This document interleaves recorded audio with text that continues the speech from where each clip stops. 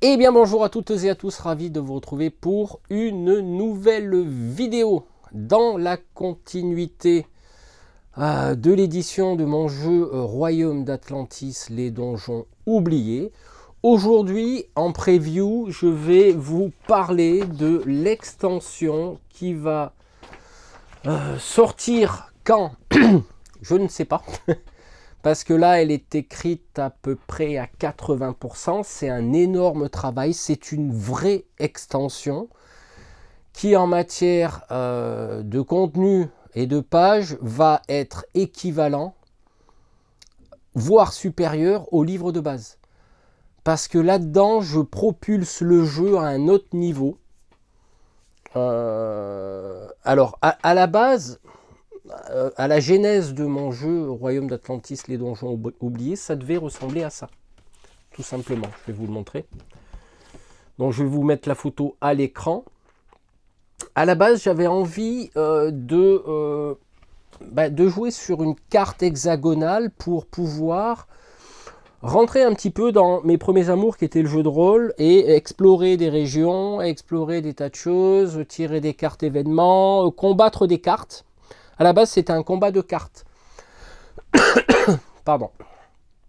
Et au fil du temps, au fil de ces 2 dernières années, j'ai basculé aussi sur ma passion qui est le wargame et les jeux de figurines. Et j'ai dérivé, alors je voulais faire un jeu tactique à la PSS 117, parce qu'à la base, les guerriers de l'aube, qui sont les aventuriers du jeu, étaient un peu les ancêtres Atlantes, enfin les ancêtres de différentes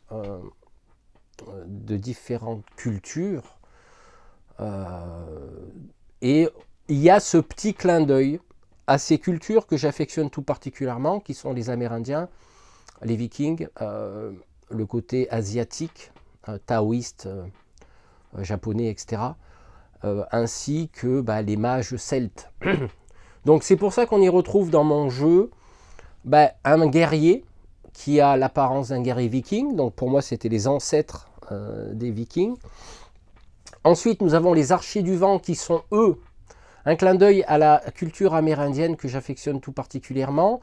Les espions, forcément, on fait une relation peut-être avec les assassins, peut-être avec les ninjas, les shinobi, comme on dit dans la culture chinoise. Et également le mage, qui fait référence aux druides, aux mages celtes. Donc voilà, ces 4 cultures que j'affectionne tout particulièrement ont fait partie de mon étude et en dilettante bien sûr, de la lecture de ces différentes cultures. Donc là, dans le jeu, alors je dérive un peu sur les personnages, mais dans le jeu, je vais y intégrer une nouvelle classe de personnages qui sont les rangers, qui sont aussi les éclaireurs du jeu, qui sont des personnages importants pour l'extension.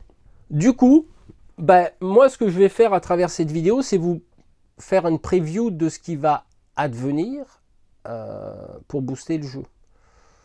Donc ce que je vous proposerai de faire, c'est de chapitrer cette vidéo. J'espère que je ne la ferai pas trop longue, parce que c'est vrai que bien souvent les vidéos de présentation, mais bon, j'ai envie de tout donner, donc forcément, là je vais essayer d'être un peu plus succinct. Mais on va déjà regarder ensemble ma conception avec pas mal de fluff, de lore, de background, d'historique, pour immerger les joueurs dans ce royaume d'Exona, qui est un royaume parmi les royaumes du continent Atlante, et voir un petit peu comment on va évoluer dans le jeu. Donc je chapitre et je vais commencer par la présentation de la carte. Allez, on va regarder ensemble la carte d'Exona. Donc comme vous pouvez le voir ici, nous partons des donjons oubliés pour aller se balader dans les 5 biomes que j'ai appelés des biomes, des environnements, des biotopes, ce que vous voulez, dans les forêts, dans les terres glacées, dans les donjons, dans les sables, les marais et forcément les plaines. Donc c'est ce qu'on va voir au niveau de la carte. Donc je vous la mets à l'écran pour que vous puissiez mieux la voir. Donc le royaume d'Exona a en son centre la capitale Aurélia, située dans le biome des plaines. Nous avons en haut à gauche Sylvénor, qui est la forêt du royaume, la grande forêt du royaume. En haut à droite, nous avons les terres glacées de Frostreach, où je vais expliquer après les différents biomes et qu'est-ce qu'ils contiennent. En bas à droite, nous avons Noctam, les fameux marais du royaume. Et en bas à gauche, Keeper Amon, ou Keeper Amon, c'est comme vous voulez, qui bien sûr sont les dunes, le désert du royaume. Alors il est clair qu'à travers tout ça, l'historique des donjons oubliés, ben forcément, si on en est à explorer des biomes d'un royaume, c'est que le mal s'est répandu sur Terre. Bon, on n'a malheureusement pas pu tout sceller au niveau des donjons, mais nous sommes appelés, les gardiens de l'aube, sont appelés à venir purifier, alors je tiens bien à ce mot, pardon, purifier ce royaume, parce qu'autrement le mal va s'étendre dans carrément tout le continent d'Atlantis. Donc vous êtes envoyé à la capitale d'Exona, qui est Aurélia, pour commencer à bourlinguer, entre parenthèses, à aller accomplir des quêtes sur les 5 biomes du royaume. Donc du coup, nous allons retrouver 3 quêtes par biome. Nous y retrouverons toujours des ruines, un cimetière et un donjon. Les donjons, bien sûr, ont leur place prépondérante, étant donné que c'est l'ultime quête, on va dire c'est la quête majeure du biome. Voilà, c'est à savoir qu'il y a 5 donjons dans les différents biomes, et ce sera la quête ultime pour aller déloger les boss qui s'y trouvent. Le reste du temps, c'est vrai qu'on va les retrouver dans les cimetières. On va retrouver du moins les monstres associés au biome dans les cimetières, dans les ruines. Mais également, au cours de votre voyage, vous serez soumis à ce que j'ai appelé des événements de voyage, des cartes événements, qui contiennent 10 cartes par biome. Donc ça, c'est la résultante de 2 ans de travail, parce que j'étais parti sur ce type de jeu. Donc forcément, je l'ai repris, je l'ai adapté. Et nous allons passer bien sûr à travers cette carte qui finalement est toute petite, d'un système d'exploration à un système tactique. Et bien sûr, les tuiles correspondantes aux différents biomes. Donc, je vais vous décrire un petit peu ce qu'il y a sur ces 5 biomes. Donc, les plaines de Velaris, là où se situe la capitale d'Exona, qui est Aurélia, là nous y retrouverons plus particulièrement les orques. Les orques, les gobelins, les pillards, etc. avec différents on va dire, événements qui peuvent être liés. Et là, on flirte vraiment de très près avec le jeu de rôle, qui est mon premier amour, entre les livres dont vous êtes le héros et effectivement les jeux de rôle, l'Appel de Cthulhu et Donjons et Dragons. Là, on va aller flirter avec ça. Donc là, dans les plaines de Velaris, voilà, vous aurez affaire à des orques, à des situations un petit peu particulières. Donc il y a un système de règles que je vous expliquerai tout à l'heure. Donc ces plaines, associez-les aux orques et aux différents monstres qui peuvent, on va dire, hanter les lieux. En haut à gauche dans Sylvénor, là, Sylvénor a été corrompu par les elfes noirs. Nous en avons vu un petit aperçu dans le livre de base où il y avait un assassin elfe. Et là, on aura carrément des guerriers, des archers, des arbalétriers, ils font plutôt mal, ainsi qu'un sorcier elfe noir. Voilà, les elfes noirs. Sans compter bien sûr les bêtes et potentiellement, je vous l'annonce, des loups-garous que j'ai appelés des licans, bien sûr c'est plus court sur la carte, et là nous aurons des aventures à ce niveau-là, dont les cartes événements sont associées bien sûr à la forêt, et vous permettront de vivre des aventures narratives, avec bien sûr des résolutions de dés dans toutes les cartes événements, mais ça j'en parlerai après. En haut à droite, nous avons les plaines glacées de Frostreach, qui, elles, sont occupées, colonisées par ce que j'ai appelé les orques bleus, qui sont des orques qui sont beaucoup plus méchants, beaucoup plus costauds que les orques de base, et qui ont colonisé, se sont appropriés les terres glacées de Frostreach, avec bien sûr des gobelins bleus, avec bien sûr des wargs blancs, avec tout un, on va dire, un bestiaire associé au biome. On va y retrouver des zombies glacés. Enfin, il y a une thématique. Et nous avons ensuite le marais de Noctam. Alors Noctam, j'ai dit, bon là, ça va être le royaume des vampires, ça va être le royaume des morts-vivants, ça va être vraiment des spectres, enfin, tout ce qui a un rapport avec la stagnation de l'eau croupie de Noctam.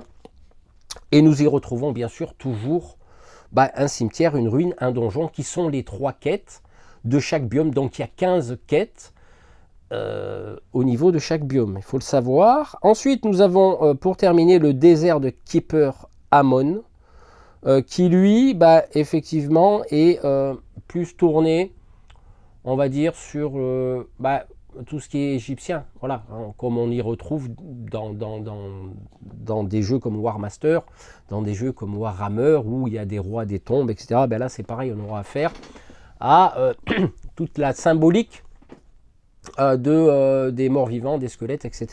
Donc voilà, tout ça est en cours d'étude. Qu'est-ce que je voulais rajouter de plus?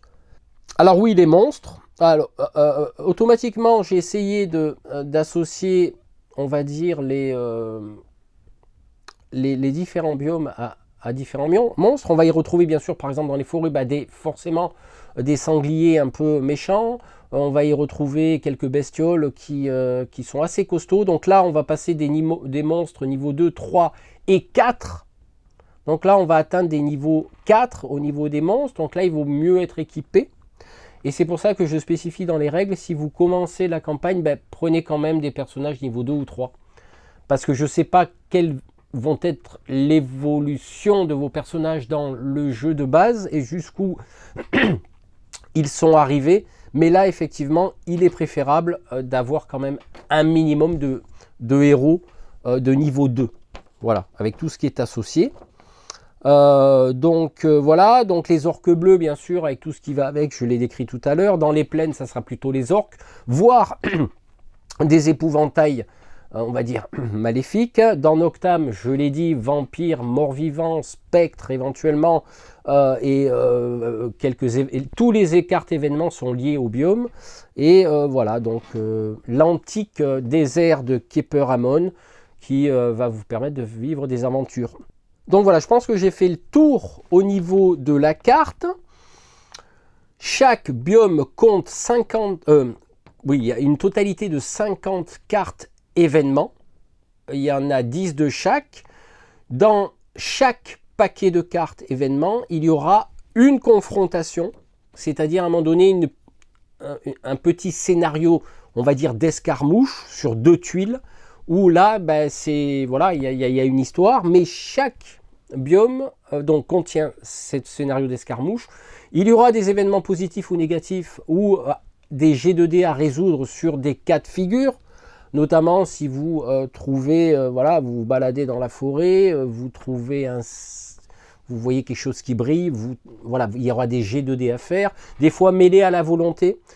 Des fois mêlés à la connaissance générale et des fois des neutres, parce qu'effectivement, étant donné que nos personnages n'ont que 6 caractéristiques, j'ai pas voulu rajouter dextérité, force, etc. C'est trop lourd après pour le jeu. Ça reste un jeu tactique, mais en même temps avec une immersion au jeu de rôle. Alors ce que je vous propose maintenant, là je vous ai présenté les régions, je vais vous présenter la carte sur laquelle vous allez jouer avec l'iconographie qui correspond.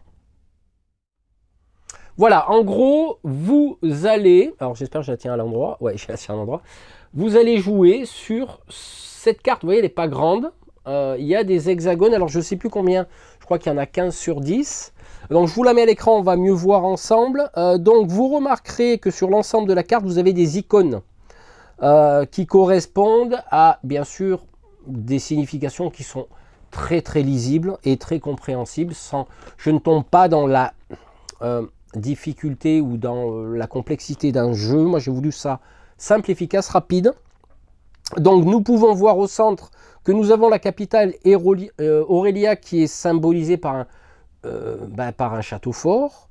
Nous pouvons voir en dessous qu'il y a 3 petits icônes qui sont facilement reconnaissables et qui sont décrits dans le livre futur livre de règles. Donc, à gauche, nous avons un icône qui est reconnaissable avec des potions.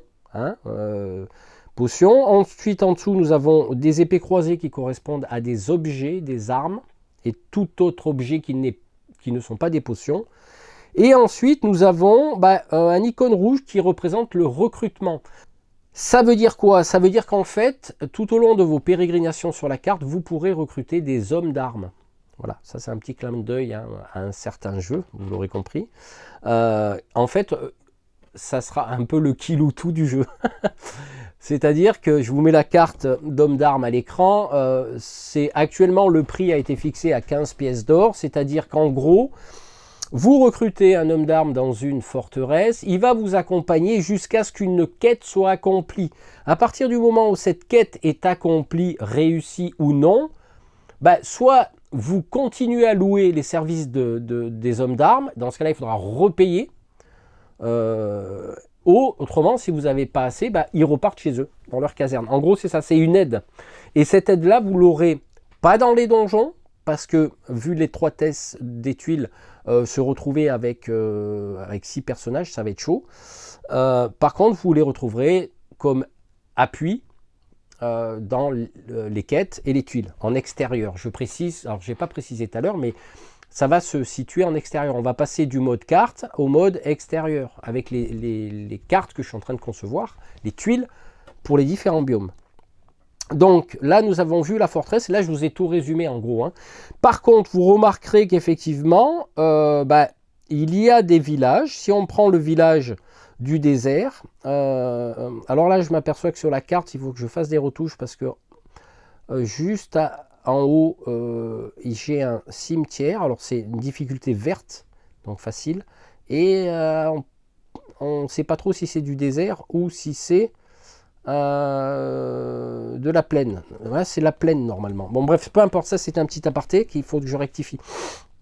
Alors, si on prend le petit... Alors, je vous mets les flèches à chaque fois pour que vous puissiez vous repérer. Le petit village qui est là, c'est un village. Donc, vous avez dans le jeu village, ville et château fort. Voilà, c'est la particularité. Et la spécificité du village, c'est que quand vous faites une escale dans ce village, vous ne pourrez acheter que des potions.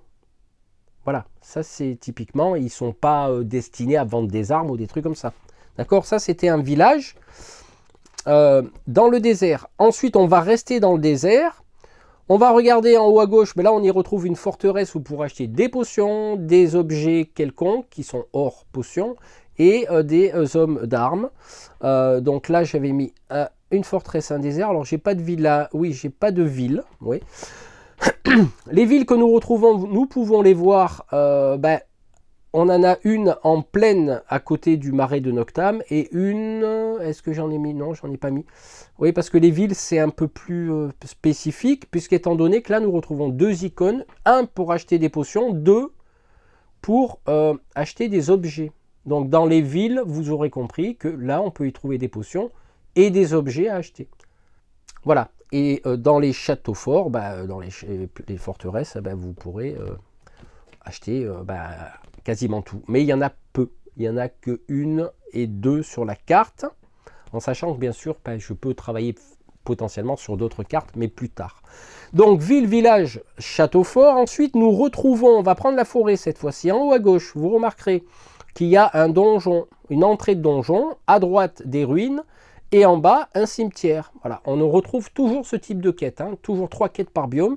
Et vous voyez que au-dessus de l'icône associée, nous avons un petit cul, sans faire de jeu de mots, vous m'excuserez, et la couleur associée. Ça voudra dire que, en gros, j'ai voulu identifier la difficulté des quêtes par rapport à une couleur. Donc vert, quête relativement facile, quand même avec la potentialité d'avoir des monstres niveau 1 et 2. Donc il n'y en a qu'une de quête facile, c'est celle qui est en plaine. Ensuite, en jaune, nous avons les quêtes qui sont là moyennement difficiles, où on va avoir des monstres niveau 2, des monstres niveau 3.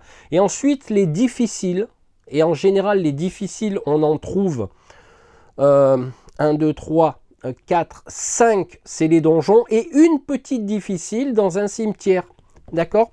Alors pourquoi ça? Ben parce que j'ai estimé à un moment donné, selon la dangerosité du biome, eh ben on va y retrouver des choses. Par contre, si on se propulse au niveau du marais, vous remarquerez qu'à côté du petit cul rouge, nous avons une espèce de symbole d'étoile. Alors on ne le voit pas bien à l'écran, mais ça représente la potentialité d'avoir un objet légendaire, parce que j'ai dû adapter les objets légendaires en fonction des boss que nous retrouverons exclusivement dans les donjons pour aller les combattre. Donc vous aurez des épées anti-mort-vivant que vous avez déjà dans les livres de règles, mais vous aurez d'autres choses. Vous aurez des anneaux de régénération, vous aurez des épées d'argent pour combattre les loups-garous, etc., etc. Donc je ne vais pas rentrer dans les détails là-dessus, vous découvrirez le moment venu.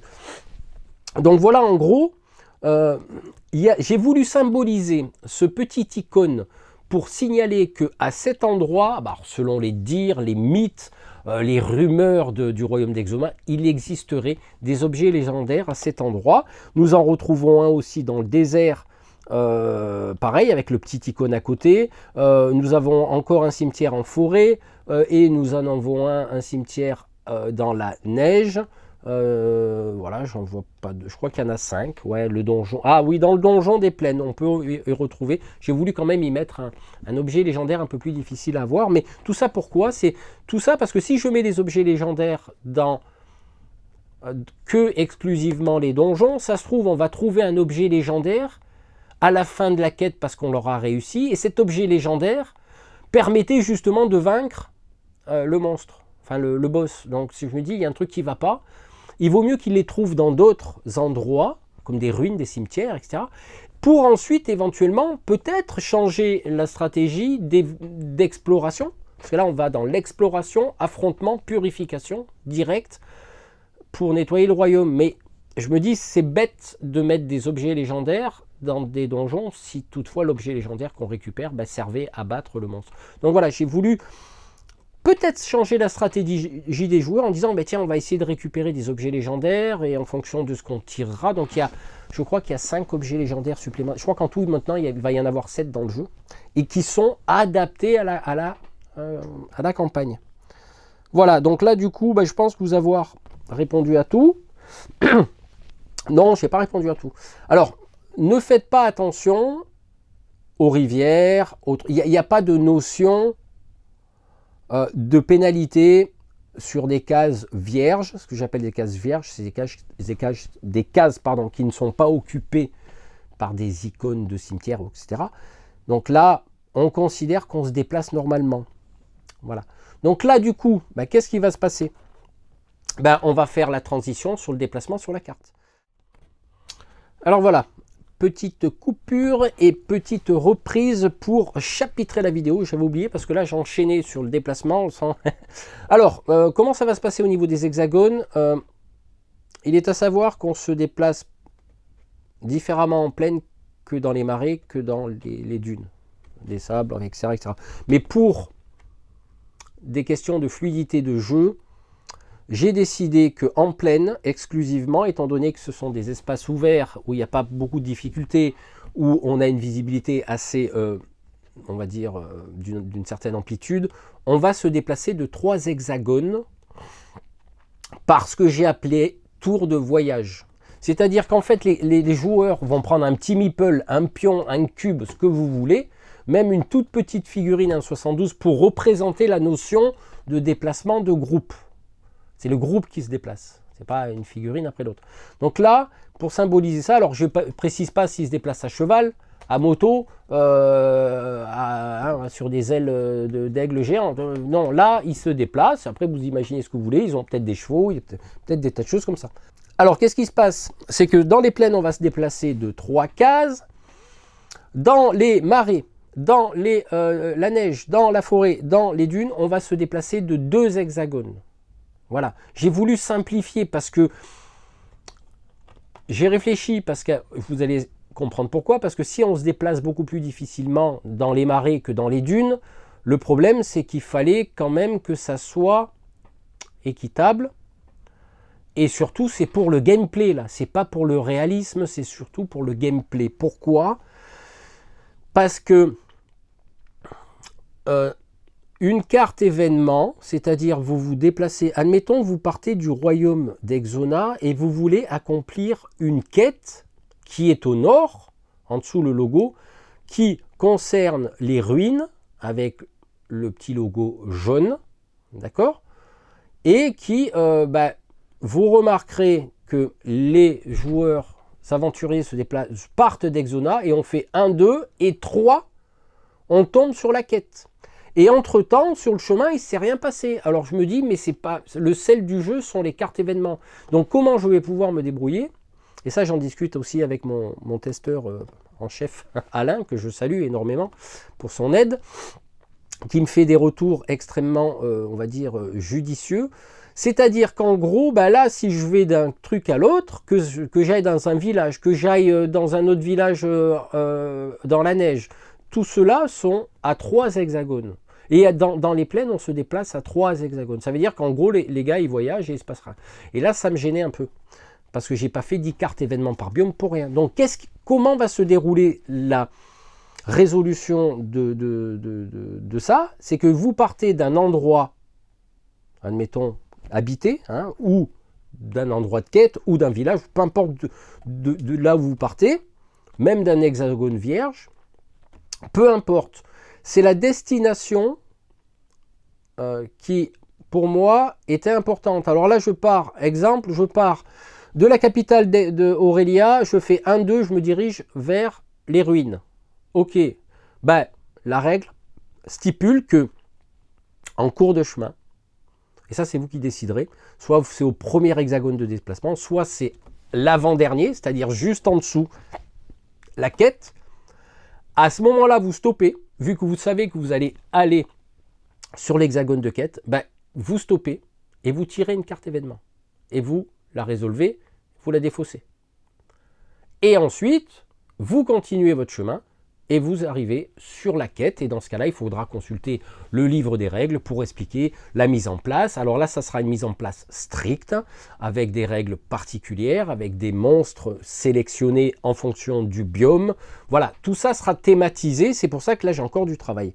En gros, c'est ça. Ce qui va se passer, c'est que pareil, dans les marais, dans n'importe quel biome, que ce soit en plaine ou dans les 4 autres, à partir du moment où vous vous déplacez d'un endroit à l'autre, si vous arrivez à destination sur une quête, sur un village, sur ce que vous voulez, il faudra tirer une carte événement avant la destination finale et la résoudre, parce que c'est le sel du jeu. Parce qu'autrement, on se déplace 1, 2, hop, on fait un truc 1, 2, et puis là, on ne tire jamais de carte événement. Donc là, ça me gênait. Donc ça sera un petit peu le sel du jeu. Avec des événements positifs, on peut croiser des marchands, on peut négocier des potions. Enfin, j'ai essayé de balayer toute mon expérience dans le jeu de rôle depuis ces 4 dernières décennies pour amener mon jeu. Voilà, c'est pas le jeu du siècle, c'est mon jeu comme moi je veux jouer. Voilà, avec le côté aventure, le côté narratif, etc. Voilà, donc là j'ai fait un petit résumé d'Exona, de ce qui va s'y passer, de comment on se déplace. Donc voilà, vous tirerez toujours une carte événement. Et c'est là, justement, qu'interviennent les rangers. Alors, les rangers, je vais déjà, j'ai commencé déjà à imprimer des cartes à la maison, parce que ce qui va se passer au niveau des rangers, alors là, je vais vous mettre une petite photo à l'écran qui résume parfaitement ce qu'est un ranger. Ils connaissent le royaume, donc ils ont des cartes, ils dressent des... Alors ils connaissent pas tout, mais voilà, ils explorent, c'est des éclaireurs du jeu. Et là, je vous conseille fortement, justement, d'intégrer, pas obligatoirement, mais l'impact du Rangers dans la campagne est très fort. Pourquoi? Parce que j'ai inventé ce que j'appelle des cartes d'habileté de voyage. Ces cartes d'habileté, et là il y aura quelques habiletés communes aussi, vont venir interférer sur le jeu. C'est-à-dire qu'à un moment donné, au-delà bien sûr des habiletés de base qu'on retrouve dans le jeu, dans le jeu de base, il y aura, par exemple, je vais vous la mettre à l'écran, alors je vais vous en sélectionner une qui est pas mal. Ouais, tiens, je vais vous prendre éclaireur.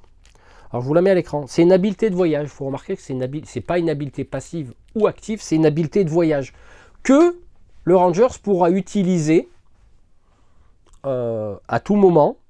Sauf que il y aura une spécificité, c'est que ces habiletés ne seront utilisables, ne seront rechargées, on va dire ça comme ça, parce que dans les parties de base, une habileté, vous l'utilisez pendant un donjon, vous la défaussez une fois par partie, terminée. Sauf que là, il a fallu que j'adapte. C'est-à-dire qu'en gros, à tout moment du voyage, le ranger pourra utiliser son habileté de voyage, et celle-là, éclaireur, elle va permettre à les rangers prendre l'avance et sécurise une zone avant que le groupe ne s'engage. Donc le côté éclaireur est là. En entrant dans un nouveau biome, il peut regarder la carte événement avant de décider d'y entrer ou non. Ça veut dire que si... Alors ce que je n'ai pas expliqué tout à l'heure dans les mouvements, c'est dès qu'on change de biome, par exemple je naviguais en plaine et je vais rentrer dans un biome, avec admettons mon dernier mouvement, je stoppe tout, j'arrête mon tour de voyage et je tire une carte événement. Sauf que là, nous avons affaire à un éclaireur qui va permettre de décider d'y rentrer ou non. S'il choisit de ne pas rentrer, il défausse la carte parce qu'il a exploré ce qu'il allait se passer. Il peut alors choisir d'entrer par un autre hexagone. Il devra tirer obligatoirement une autre carte événement et appliquer son effet immédiatement. Ça veut dire quoi? Ça veut dire qu'en gros, vous pouvez tomber sur un scénario de confrontation et à savoir que dans les règles, les personnages vont conserver leur point de vie perdu, c'est-à-dire même en voyageant, parce qu'ils peuvent perdre des points de vie, ils peuvent être empoisonnés, commencer une quête en étant empoisonnés, du moins ça dépend du niveau du poison. Vous voyez, donc j'ai voulu quand même spécifier qu'on peut voyager en étant blessé, mais bien sûr en allant dans des villages, en utilisant certains sorts de mages, on peut se soigner, mais ça sera plutôt tourné potion. Donc les personnages, alors ça c'est un aparté qui me vient, les personnages conservent leur point de vie perdu au cours du voyage. Donc on peut commencer, des fois une quête, il nous reste 8 points de vie. Voilà, c'est pour être un peu plus dans le réalisme. Donc voilà pour les cartes événements, pour les cartes habileté du nouveau personnage qui est le ranger. Voilà. Alors, j'ai dit que je chapitrais, mais là, des fois, j'enchaîne. Je suis tellement dans la passion que j'enchaîne. Là, ce que je vous propose de faire, si j'oublie rien... non, les monstres, je ne vais pas vous les présenter tout de suite. Je vais simplement vous montrer une carte tactique. À savoir que dans un scénario de confrontation, vous aurez 2 tuiles. Alors après, il y aura des règles spéciales. Soit, effectivement, comme dans les donjons, on va poser la première tuile, on va la nettoyer, et ensuite on va passer à la seconde. Soit on peut la mettre superposée, soit dans des règles spécifiques en fonction on va dire de l'environnement, parce que j'ai créé avec mon donjon, avec mon logiciel Dungeon Draft, j'ai acheté un asset commercial justement qui crée des ruines, sont magnifiques, sauf qu'à un moment donné, quand on les emboîte, ça ne va pas. Donc là, j'ai trouvé une solution qui permet qu'il y ait une continuité. Ça aussi à calculer. C'est-à-dire qu'on pourra, une fois qu'on a nettoyé une tuile, on peut passer à la seconde.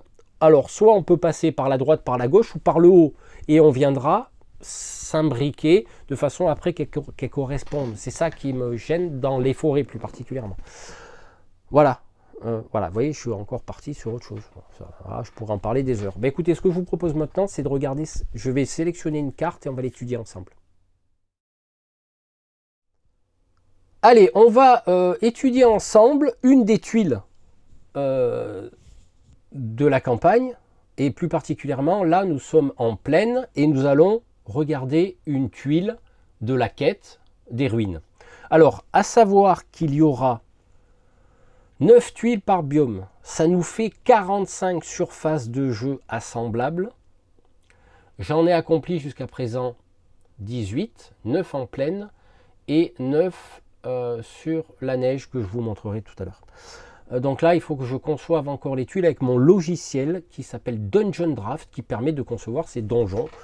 Et ça, c'est aussi bien ces donjons que ces tuiles extérieures, comme on peut le voir là. Alors, qu'est-ce qu'on va y retrouver sur cette tuile? Déjà, pour commencer, c'est une tuile qui fait du 9 fois 7, 1, 2, 3, 4, 5, 6, 7 de haut, d'accord, 1, 2, 3, 4, 5, 6, 7, 8, 9 de large. Donc on a déjà une surface beaucoup plus importante qu'on a dans des tuiles donjon. J'ai identifié ces tuiles, comme on peut le voir en bas à droite, P8. P8, c'est plaine 8, donc tuile de plaine numéro 8. Voilà. Bon, j'ai essayé de le mettre discrètement. Et nous pouvons voir que sur cette tuile, au-delà de ce que j'ai appelé des cases vierges, alors bien qu'il y ait de la végétation dessus, des pierres, des petits murs, des machins, je considère que la surface de jeu est totalement, on va dire, il n'y a pas d'impact sur les déplacements. Voilà, tout simplement. On va garder les mêmes règles que dans les donjons, c'est-à-dire interdiction de se déplacer en diagonale, hormis effet de carte, d'accord. Mais par contre, la spécificité d'une tuile, c'est qu'on va y retrouver des zones franchissables, infranchissables. Donc franchissables comme dans les règles de base avec entouré de jaune, infranchissable entouré de rouge. Là, j'ai voulu un peu plus être discret sur l'entourage, entre parenthèses, d'une case avec des petits pointillés de couleur. D'accord, parce que je me suis dit, bon, ça fait des carrés, des rectangles sur le jeu. Alors, c'est très discret, il faudra simplement faire gaffe, parce que ça, je les ai tracés à la main, par contre. Je l'ai tracé à la main et je suis venu calquer par-dessus un arbre, un truc comme ça, que j'avais, bien sûr, dans mes assets commerciaux que j'ai achetés. Donc, voilà. Par contre, après, voilà, c'est toute une notion de calque. On peut y retrouver un coffre sur une terrasse, mais ça, on va le voir après. Donc voilà, il y a des tas de petits... Il y a quand même un gros travail de graphisme et de retouche et de calque et de superposition de choses et d'éclaircissement de cartes et tout. Voilà. Donc il y a quand même un travail graphique. Au-delà, bien sûr, là, il n'y a rien de généré par IA, par exemple. Là, tout est fait main. Donc forcément. Il y a des autres choses dont je vais mettre pour l'IA, mais là typiquement, c'est fait à la main. Alors, j'arrête de parler parce que je parle beaucoup. Donc, qu'est-ce qu'on y retrouve sur cette carte? On y retrouve un entourage pointillé vert, un entourage pointillé rouge, un entourage pointillé rouge, et à l'intérieur de cet entourage pointillé rouge, on a de l'orange. Alors, tout ça, qu'est-ce que ça veut dire? Ça veut dire que toutes les cartes vierges qui ne sont pas entourées par des pointillés sont des cases qu'on peut se déplacer dessus. D'accord? Il n'y a pas de notion de pierre, de difficulté, etc. Par contre, là où j'ai intégré, on va dire, une forme de réalisme, c'est-à-dire que les cases entourées de vert sont des cases qui vont permettre de les traverser sans pénalité de mouvement, mais de pouvoir s'y arrêter dessus. C'est-à-dire, à un moment donné, on peut se planquer dans un bosquet et tirer, bénéficier de 2 en couvert et de tirer sur tout ce qui bouge. En gros, voilà. Par contre, effectivement, il y aura, si on voit, on est vu, mon jeu est simple. Tu tires sur une personne qui est à découvert, et toi tu es à couvert, si tu tires dessus, elle te tire dessus. Mais toi tu as un bonus de couvert. Par contre, effectivement, si tu as, on va dire, c'est considéré comme un obstacle, c'est-à-dire tu es à l'extérieur du couvert, mais que tu veux tirer à travers pour toucher un autre adversaire qui est à l'extérieur de l'autre côté, là ça bloque la ligne de vue. Voilà, on ne tire pas dans un buisson, voilà, ça bloque la ligne de vue. Par contre, quand tu es dedans, tu as la ligne de vue et les autres ont la ligne de vue sur toi, quel que soit le positionnement sur la carte et la grandeur de la case. Voilà, ça c'est la petite nouveauté du jeu. Ensuite, bon, bien sûr, les cases en rouge, entourées de rouge, elles sont infranchissables, mais comme vous pouvez le voir sur la carte, à droite au milieu, il y a un mur. Bon, on peut longer le mur, mais en haut, vous voyez, il y a... bon, c'est infranchissable. Mais il fallait quand même laisser de l'espace pour que les personnages puissent naviguer. Parce qu'autrement, si c'est infranchissable partout, c'est un peu le boxon. Donc c'est injouable. Ensuite, qu'est-ce qu'on a maintenant? La particularité. Voilà, il fallait que je sorte le mot. Donc, nous avons cette spécificité de tuiles. Donc, nous avons de cases sur la terrasse. Alors, ce que j'appelle une terrasse. Vous voyez que à l'extérieur de cette zone de jeu, nous avons des pointillés rouges, considérés comme infranchissables.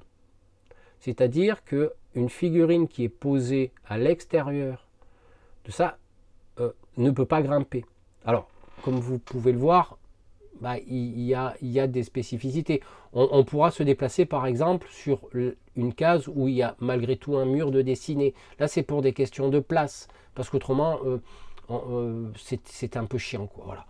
Donc là, c'est totalement dépassable. Je vous mettrai la flèche voilà, de la zone que je vous explique, parce que, bon, pour des raisons de gameplay, là, pas pour des raisons de réalisme, parce qu'à un moment donné, il faut choisir. Donc là, c'est tout infranchissable. Par contre, le fait que ça soit infranchissable, ça ne veut pas dire qu'on n'est pas à la vue, vu que c'est entouré de pointillés orange à l'intérieur, ça veut dire qu'on est sur une surface qui est en hauteur. Ça voudrait dire que si on est en hauteur, on peut voir ce qu'il y a de l'autre côté de l'infranchissable. C'est une muraille. Et pareil pour les figurines qui se situent, admettons, dans les buissons adjacents, elles pourront voir en hauteur. Donc c'est ce double tracé qui dit que le mur est haut, on ne peut pas franchir cet obstacle, par contre on le voit, parce qu'à l'intérieur de ces pointillés orange, c'est considéré comme une surface en hauteur. Ça veut dire que là on pourra prendre position et tirer sur tout ce qui est visible d'en haut. Voilà. Donc là après la notion de règle, c'est pas encore officiel, mais là ça me pose la question, est-ce que je pourrais tirer au-delà de l'arbre qui est là, qui est devant? Est-ce que je pourrais tirer sur une case adjacente à droite voilà. Donc il y a plein de questionnements et de tests, parce que c'est pas fini du tout sur ces points de règle. Mais à savoir que pour rentrer dans cette zone orange, donc il y a des entrées, il faudra dépenser 2 points de mouvement comme sur les zones infranchissables, sauf que la différence, on peut rester dedans. Voilà. Et ça nous a posé le problème avec Alain, qu'à un moment donné, on se retrouve avec une figurine dans la zone orange et une figurine à l'extérieur. Donc, est-ce qu'elles peuvent combattre? Est-ce qu'elles peuvent parce que c'est bloquant, elles ne peuvent pas rentrer dedans. Bon, voilà.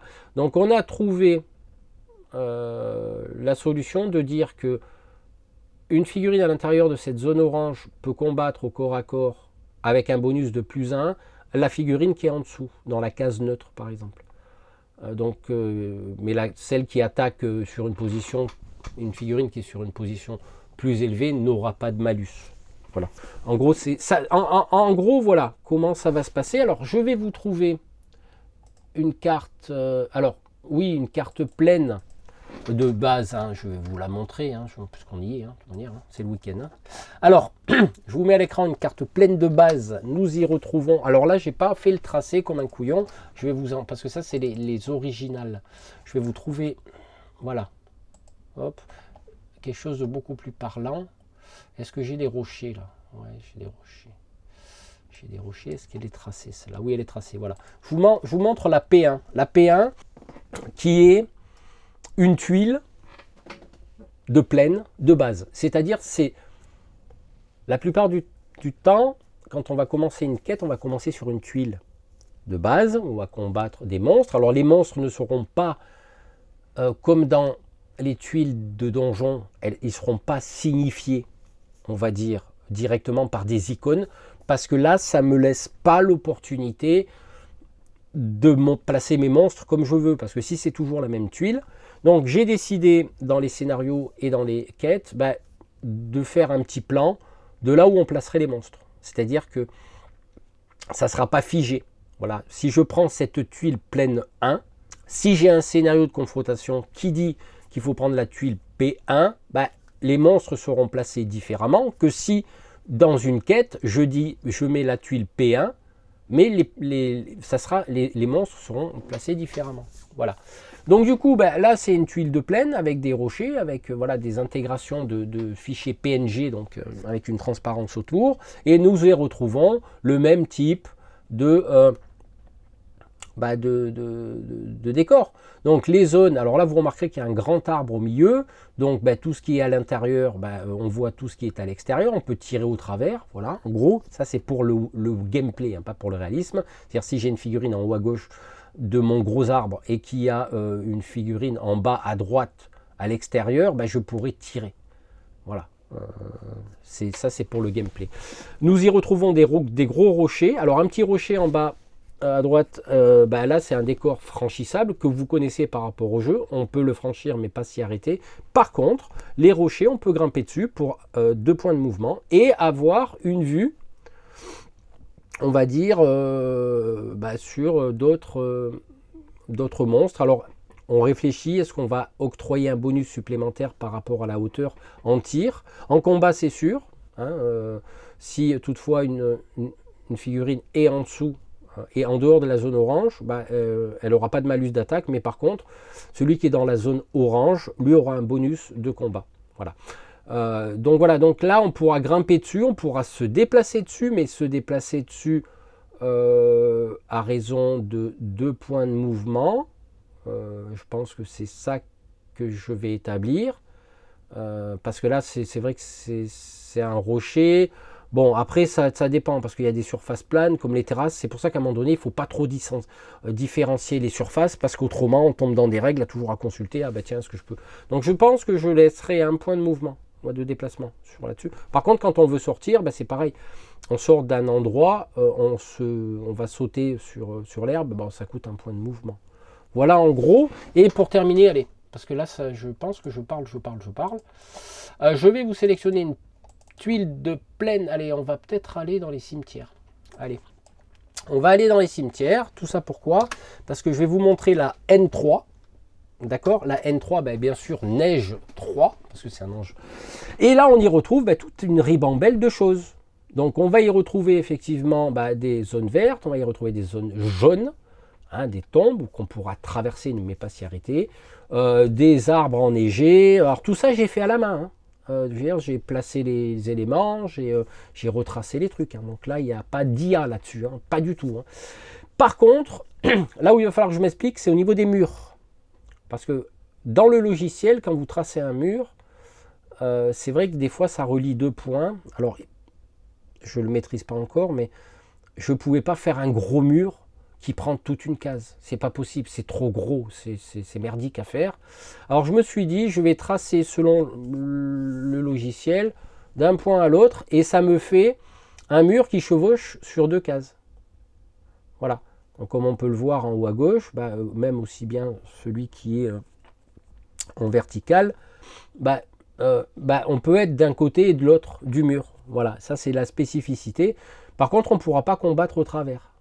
Il va procurer du couvert si on se fait tirer dessus, mais 2 figurines ne pourront pas combattre à travers d'un mur. On considère qu'il est un peu large, et puis les épées ne font pas une portée. Voilà. Et bien sûr, ne pourra pas tirer à une case adjacente. Voilà. Ça, c'est la petite particularité des tuiles. Alors, je suis en train de concevoir, allez, puisqu'on y est, je suis en train de concevoir des tuiles marées. Je vais vous montrer à l'écran. Excusez-moi pour l'ordinateur. Voilà, tac, CTRL F, plein écran. Voilà, donc là c'est une tuile marée. Je vais l'appeler M1, marée 1. Alors on y retrouve des arbres secs, on y retrouve des troncs d'arbres, des rochers, des machins. Toujours le même système de jeu, mais on évolue sur des tuiles un petit peu avec de l'eau. Alors la particularité du marais sera que vous avez vu qu'on peut se déplacer de 2 hexagones. Par contre, 2 hexagones sur la neige, sur la forêt, et dans le marais également, sauf que le marais, sur le déplacement des tuiles, en mode tactique, les héros, et seulement les héros, se déplaceront avec moins une case de mouvement en raison de la tourbe, de la boue, de ce que vous voulez. D'accord? Donc ça, c'est une règle spécifique. Alors, je vais vous montrer une tuile dont je suis en train de travailler dessus, qui est une tuile marée de ruines, donc de quête de ruines. Donc là, on peut voir que j'ai pas encore fait les tracés manuellement, que j'ai pas intégré certains éléments. Et ce que je vous disais tout à l'heure, c'est l'imbrication des tuiles. On peut pas venir, par exemple, du bas, on explore une tuile, voilà, ça devient compliqué là. Alors, dans quel sens je vais faire partir les persos, voilà, donc là, je calcule tout ça. Et c'est pas évident. Les tuiles forêt. Allez, une tuile forêt. Donc cette tuile forêt, là, elle est travaillée, c'est-à-dire j'ai intégré des éléments d'arbres, j'ai intégré de la verdure, etc., etc. Sauf que j'ai pas fait les tracés. Voilà, donc là il y aura beaucoup de vert.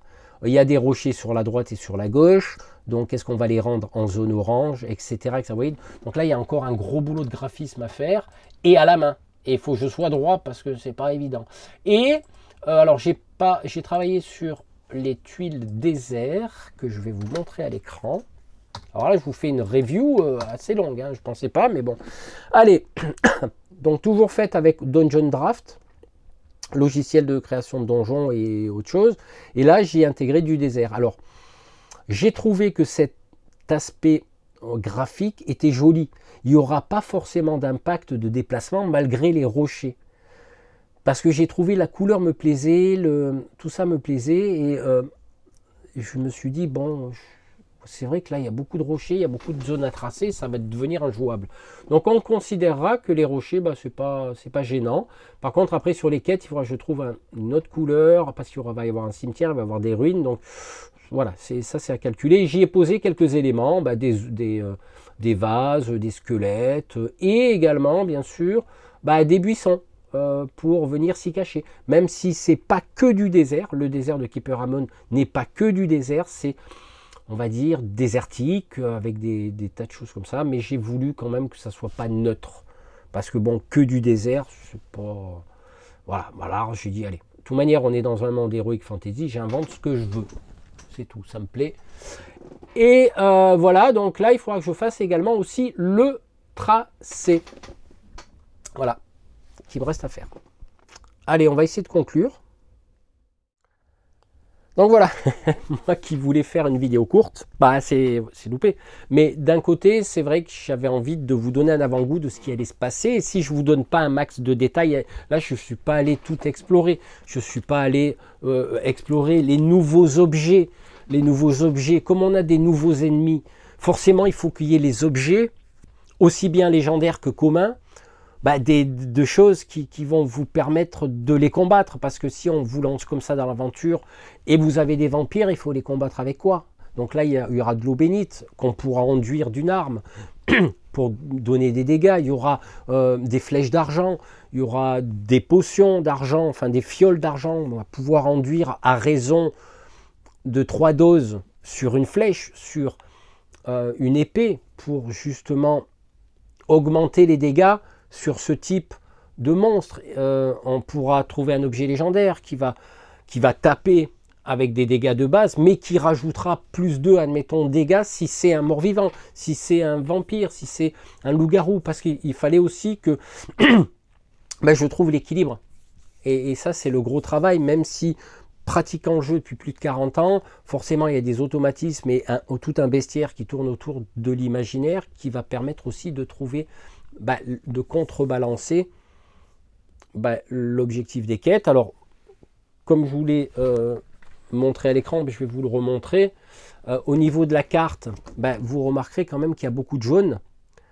Il y a une quête verte, beaucoup de jaune, beaucoup de quêtes jaunes et on va dire le reste c'est du vert, c'est du rouge, pardon, plus particulièrement 6 rouges qui sont pour les donjons, et un particulièrement qui est un objet de quête qui est dans les marais, qui sera le cimetière de mémoire, ouais, c'est ça.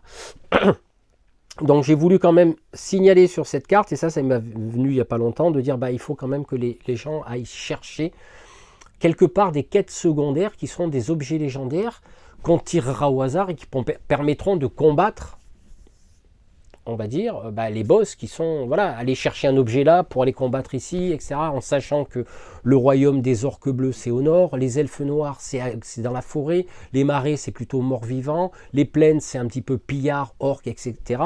Et dans le désert, ça va être plutôt roi des tombes, momie, etc. Donc c'est thématisé, et ça m'a demandé justement d'intégrer des nouveaux monstres par biome, parce qu'au départ je dis ouais, je vais mettre des monstres, mais en fait je me suis aperçu que si je veux thématiser jusqu'au bout des ongles cette campagne, il faut que les forêts, forêt elfe, voilà, clair.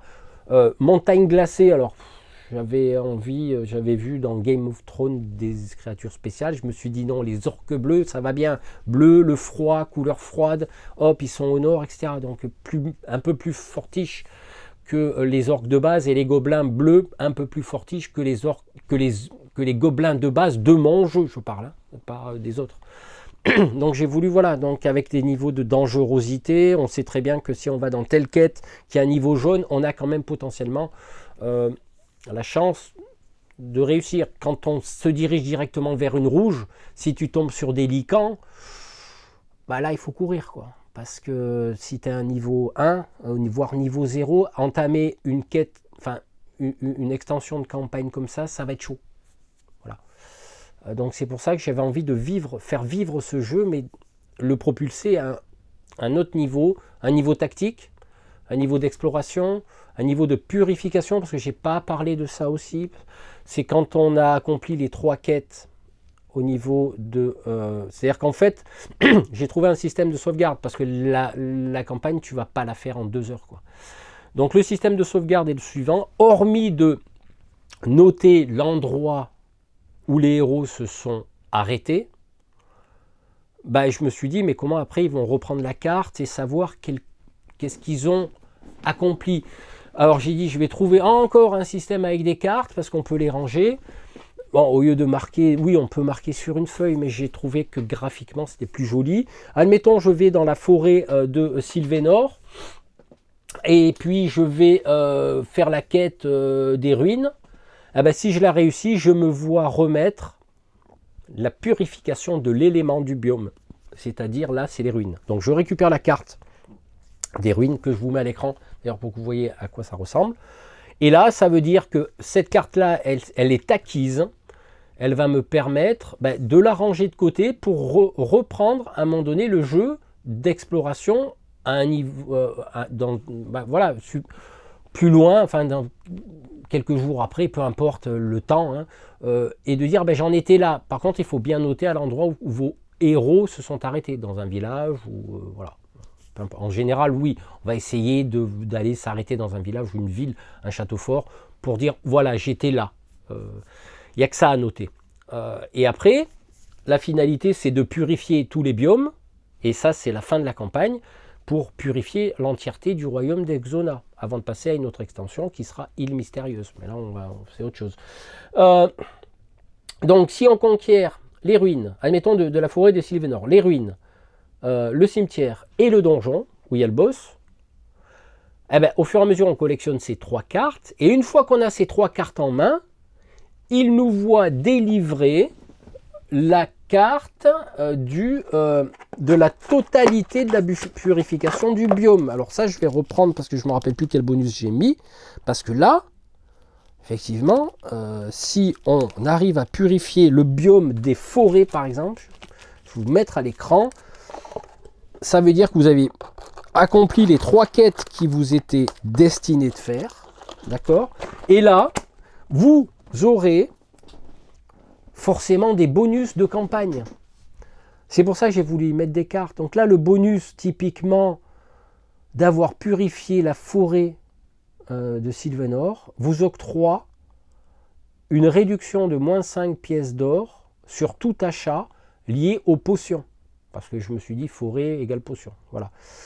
Les héros bénéficient d'une réduction de 5 pièces d'or sur tous les achats des potions effectués dans le royaume d'Exona, village, ville et château fort, ce qui est quelque part la récompense, c'est-à-dire en gros j'ai voulu symboliser ça en disant voilà, ils commencent à être connus, voilà, c'est les héros qui ont purifié la forêt de Sylvanor, on va leur faire une réduc. Hein, voilà, c'est le Black Friday. Le Black Friday d'Exona, voilà en gros.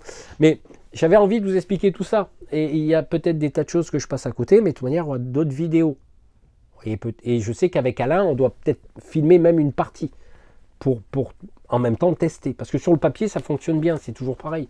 Sur le papier, ça fonctionne bien. Et après, quand tu testes, tu dis, oh là, il y a ce cas de figure, je ne l'avais pas vu venir dans ma tronche. Eh oui, c'est normal. Donc voilà. Donc il y aura des nouveaux objets communs, il y aura des nouvelles cartes. J'en suis là à 157 pages. Et j'ai pas fini, parce que il y a les tuiles à mettre, il y a, il y aura plus de 25 monstres. 25 nouveaux monstres de niveau 2, 3 et 4 supplémentaires. Donc je me lance dans un projet là, que ça la sortie, si tu en fais une boîte de jeu, c'est chaud, parce que effectivement après c'est... Une fois j'ai acquis le socle, la base des règles. Après, je peux m'inventer tout, quoi. Dans la deuxième extension, mais là, je la laisse de côté parce que si je me plonge dedans, j'oublie l'autre. Et j'ai pas envie de me disperser. Dans la prochaine extension, on va aller visiter les îles mystérieuses. C'est-à-dire, on va sortir du continent Atlantis parce qu'on a eu vent qu'il y avait des îles mystérieuses. Il y a peut-être des peuples autochtones qui, des villages de pêcheurs et machin, c'est comme ça. Et là, pareil, on reprend le même système, sauf qu'on aura un nouveau biome qui sera la jungle, avec des nouvelles cartes événements associées à la jungle, avec quelques peut-être nouvelles cartes événements, parce que dans l'île, bah, il y aura sûrement des montagnes enneigées, il y aura sûrement des forêts, il y aura sûrement, voilà. Après, il y aura peut-être une dominance plus de forêt que de désert, ou alors une île faite plus de désert que de forêt, et puis voilà. Donc après, c'est l'imaginaire, hein. Et comme des fois, j'ai l'imagination assez fertile, donc on n'a pas fini, quoi. Donc voilà, je crois que voilà, je sais pas combien de temps j'ai tourné cette vidéo, mais je vous ai donné vraiment 90% de ce qui va se passer. Le jeu est créé, enfin l'extension est créée, allez, je dirais 70. Là, c'est du graphique, après, c'est de l'illustration, c'est du calque, c'est de la création sur le logiciel. Il y aura 4 nouvelles tuiles objectifs, puisqu'il y a 5 biomes, donc il y aura des tuiles objectifs donjons, quelques nouvelles tuiles, nouvelles donjons, des règles spécifiques, enfin bon, voilà. Je crois que j'ai fini. Ouais, j'ai dit ce que j'avais à dire. Bon, écoutez, je vous souhaite une bonne journée, une bonne soirée, selon l'heure à laquelle vous regardez cette vidéo. Je vous tiendrai au courant par des petits posts sur ma chaîne, par des petits posts sur ma page YouTube, ma page Facebook. Voilà. On va dire qu'on va maintenir au chaud. Allez, à très bientôt. Ciao.